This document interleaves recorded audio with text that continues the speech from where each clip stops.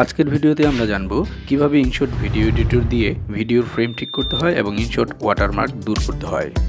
স্ক্রিনে যে ভিডিওটা দেখছেন খেয়াল করে দেখলে বুঝতে পারবেন ভিডিওর দুপাশে কিছু অংশ ঘোলাটে দেখাচ্ছে। তার মানে ভিডিওর সাইজ এবং আমাদের স্ক্রিনের সাইজ এক নয়।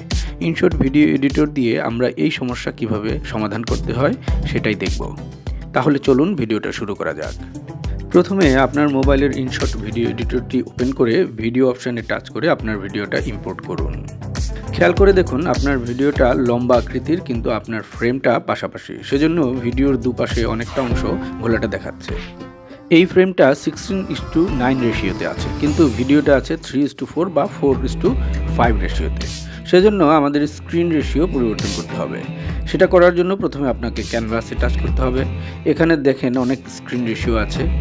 এখান থেকে আমরা নো ফ্রেমে টাচ করে 3:4 রেশিওটা সিলেক্ট করব। তারপর দুপাশের ঘোলাটে অংশ যাতে দেখা না যায় সেজন্য সাদা লাইনটা দিয়ে ভিডিওর সাইজটা একটু বড় করে দেব।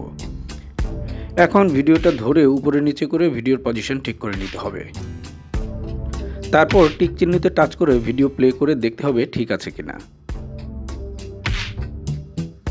ঠিক থাকলে সেভ বাটনে টাচ করে ভিডিও তৈরি করতে হবে।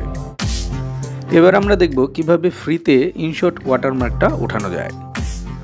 সেজন্য আমাদের InShOt লেখাটায় টাচ করতে হবে। টাচ করলেই এরকম ফ্রি রিমুভ লেখা দেখাবে। ফ্রি রিমুভ লেখায় টাচ করলে ওরা আপনাকে একটা বিজ্ঞাপন দেখাবে। এখানে যেমন উবার ও স্পটিফাই এর বিজ্ঞাপন দেখাচ্ছে। এখন দেখুন InShOt ওয়াটারমার্কটা উঠে গেছে।